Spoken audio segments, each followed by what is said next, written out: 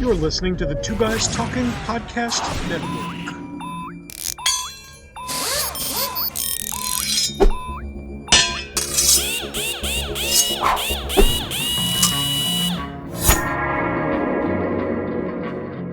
We've all got a face.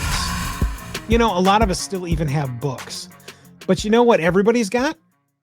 Facebook. You're using it daily, whether it's to chat with family, friends, your coworkers, people you don't know, people that just want to be your friend, whatever it is, you're using Facebook. But you know what else Facebook is good for? Ads. But you know what it's best for? To make your podcast successful. We're going to talk about that inside this episode of the Podcast Gauntlet. Greetings, everybody. I'm Mike Wilkerson, one of your hosts. And I'm Brian Etzminger, the other one of your hosts. Brian, I don't know if you've ever engaged in Facebook advertising specifically for podcasting. Have you done that in the past? I did do a little bit for a client once. Yes. And the quick Cliff Notes snapshot of what you thought was value. Well, I think there were a couple things. Well, I guess I should start with it didn't work. And so we didn't do it for very long. And I think there were a couple of things that went into that are separate from the platform itself, which I think are probably worth talking about, but also just I've seen a trend over the last couple of years. People are starting to admit, actually, it's really hard to convert somebody who's in the scrolling mindset to the, I should go listen to an hour-long episode of something mindset. And so, like, just from a starting point, at least right now, it seems like that's a bit of a challenge. But I think there are some other things that were going on that maybe we can talk about as we get further into this episode. We're going to talk about a lot of things. And there's also another episode of the Podcast Gauntlet that we'll link inside the show notes as well, where we talk about podcast promotion. And to be quite honest, I think that many people that jump into advertising in general for whatever they're doing, not even just podcasts, I think there's a plan that's missing. A lot of people are under the impression you can just take a big bucket of money or maybe even a small amount of money and throw it at something and it will just instantly land, stick, and give you exactly what you want out the other end. And unfortunately, the vast majority of advertising doesn't do any of that. Very often there has to be a series of planning that's involved. But as well as planning, there has to also be a designation of audience. As much as you think your audience is X, the fact remains, and I think as more numbers come streaming through from the statistics packages that we have access to, especially in something like Apple Podcasts, your local media hosts, whether it be Libsyn, Blueberry, whomever you're hosting with, as you start getting more pieces of the chemistry set for advertising, you're going to see that the picture you'd originally thought is likely something very, very different, which brings us to really talk more about Facebook. Facebook, as many of you know, is just an expanding platform of a variety of things.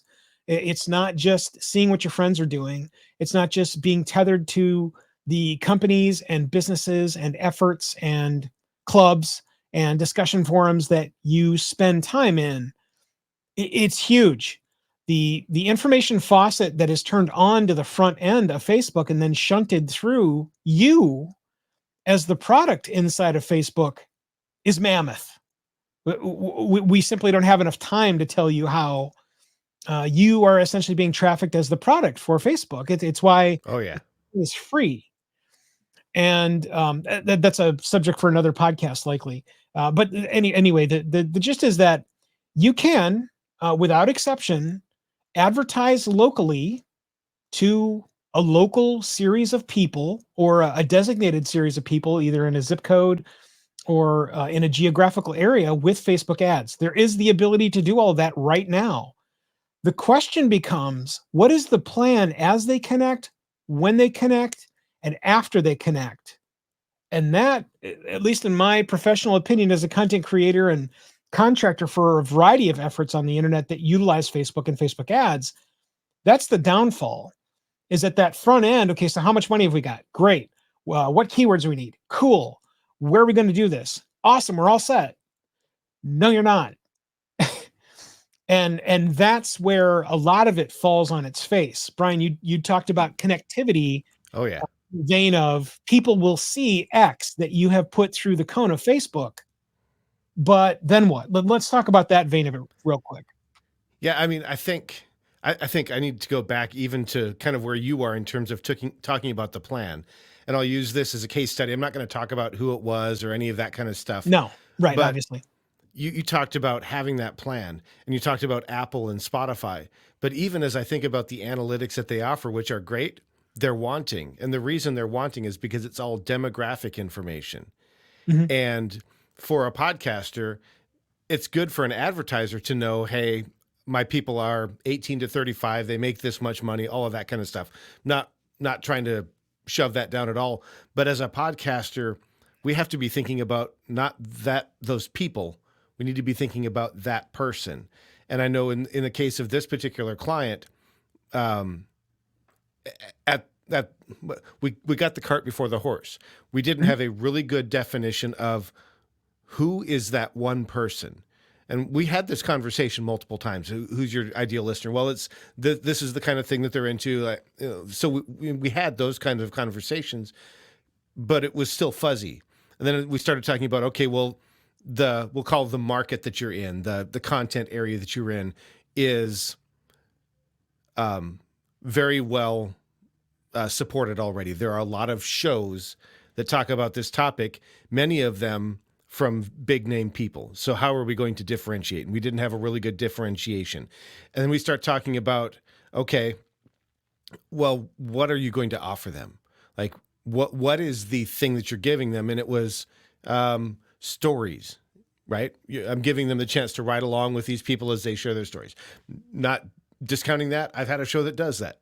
Sometimes they do great, sometimes they do very poorly, but in a very full marketplace, even though all the stuff is free, we didn't have a strong differentiator. So then that made it incredibly difficult to come up with ads that would stop the scroll, engage the person, and then get them to pull off. So like that part's on us, and we'll own that. I mean, obviously we did. We paid for the ads, right? So that part was there. Then the what next part, you talked about that. You know, we tried to get a very quick path. So we were targeting specifically iOS users. We knew that they were on an Apple device. We were only showing on mobile devices. Click right through, go straight to Apple Podcasts, even though we know there are other players out there, because that is the shortest path to getting them there. The problem is that the content that we were posting, because of the content that was available, because he didn't have time to make custom ads and custom videos and all that kind of stuff. We were just pulling clips. It doesn't say, please click on me and then go subscribe to the show. I mean, we did our best with the copy, but like there are all kinds of things. So like, I'm not saying that Facebook ads don't work. I'm saying our implementation of them didn't work. And by the way, it's still a really hard sell. So then the what next part, we knew exactly what we wanted to have them do, but we couldn't get them there. And we only ran the ad for like a month, right? We probably could have run it longer and allowed the algorithm to better tune it. But the fact is our click-through rates were super low. Our click on the episode rates were lower still, and we couldn't see any meaningful impact to subscriber counts. So we pulled the plug, potentially too early, but we weren't seeing an increase, and we were looking not for a hockey stick, just for something to let us know people are looking at this, they're clicking on it, they care. So I'll stop there. Mike, what were you thinking in terms of that next step? Well, there's a couple of things. One thing that's always bothered me is the platform mechanics of how to engage someone after they're interested. Yeah. There can be something on the screen that literally says click here or tap for more, or whatever it's going to be that is the magical, and now they do whatever the hell it is, right? But if that doesn't work inside the platform, then what is it for exactly? And the problem is that in many of the platforms, not only is it not the same, it's made specifically different so that you would have to make 3 and 4 different videos of what is essentially the same content to engage an active listener on insert name of platform. That's why when something like a TikTok invades and becomes this mammoth thing, it's a big deal. Because while it's changing, and there are many things that allow you to publish, or in the case of TikTok, you'd be making content that you then download and then publish to other platforms and then hope for the best. the mechanics of seeing this little short inside of from one of your videos of your either audio and or video and audio podcast, and then being able to touch or tap or swipe or do something mechanical that the user will be doing with either one holding the phone in one hand or clicking on something with their mouse inside of a desktop presentation. That is insanely difficult. Well, I have seen it, and it has changed recently, especially inside of the Instagram platform, where Brian and I went and looked for this just recently inside of the Instagram platform. And of course, when I needed to find one to try and use it as a sample, I could not actually find it and then show him. But there is one where inside of a short, I've seen it, where you can then click somewhere inside of the little text in the bottom left-hand side-ish area, and it will bring you to the front end of that episode in that specific program's case on YouTube. And so Score, that is the linkage that I have been looking for, especially inside of an Instagram style platform for ages. And I'm either not educated enough, I'm not using the right program, or I might just be too old. Brian and I were chiding ourselves about that as well, where it may just be that because Brian and I are not active Instagram users, that we just have not been baptized into the mechanics and how they have changed in X amount of, I'll say, years. The reason I never got interested in Instagram is because, especially as it was launched and then when it got more prolific after Facebook acquisition, it was because there was no way to make the post and then immediately, without trying to game the system, immediate way for someone to then tap and link to something that you could just put in and not have to do any jockeying with later. Right. And that to me breaks it, because again, how many people do you know that are sitting there death scrolling through whatever, and then they will actively stop for a moment and do anything other than scroll up again? Yeah. And let's not lie to ourselves, right? Facebook is not evil necessarily, but Right. they're also not in the business of removing themselves from the middle of that relationship. So No anything question. they can do to stay in the middle, right? Whether it has to do with extending beyond current privacy laws so that they can take away additional criteria that you could use to sort and filter, or, whatever. And I'm not saying they're evil, right? It's a business. They have to make money. Ads are their revenue stream. Totally get it. But we have to recognize that while they may be trying to be altruistic, the reality is, if they could continue to be in the middle of every single business relationship and every listener relationship that we have, there's no reason they wouldn't want to, because every third thing you see in your feed is an ad. That's the model. And so they've got to keep people there for that to happen. Yeah. I'm not saying you're throwing your money away. Maybe ads are working great for you. If they are, I'd love to hear from you, because I'd like to know what you're doing, because what I've heard, even from the people that were being successful, is that what they were doing isn't working anymore. And some of them have essentially left the game. They've said, I'm not doing this anymore. Yeah, there's a couple of things to add on there too. The first one is, we're actually accidentally talking about it here as we begin this discussion of this point, which is the amount of time with which you're investing in to do something that is paid advertisement based. I think that this is a giant red flag inside of the concept of podcasting too, where everyone thinks, okay, so dude, we're going to get after it. We're going to do 2 podcasts a week for the next 6 months. It's going to be awesome. Great. That's awesome. So that's 6 months. So 4 weeks, 4 times 2 is 8. So 8 times 4 is 32. So 32 whole episodes. And of course, after 32 episodes, you'll have grown to this massive Rogan-like audience that everybody's going to want to buy in on, right? No, it it never works like that. In fact, I know we've already got a couple of episodes that are dedicated to that specifically. And so again, the length of time to give yourself the baptism power, not only is that something that's a mechanic inside of something like a Facebook, because of course they want you to spend the money in an advertising budget, but because you need to have something marinate like that so it can grab some footprint. As much as we want to think that 3-second required attention span will instantly latch on to anybody that you ever push things out to, the fact is that it doesn't. And doing a series of A/B testing, I think, is also, especially in something like advertising, is an incredibly valuable proposition that, again, most people not only don't know about, they've never even heard of something called A/B testing, where the video that you've just spent 35 minutes manufacturing, that is 8 seconds or whatever it's going to be, you have to remember that if that one doesn't grab them, well, guess what? That one's not going to grab them.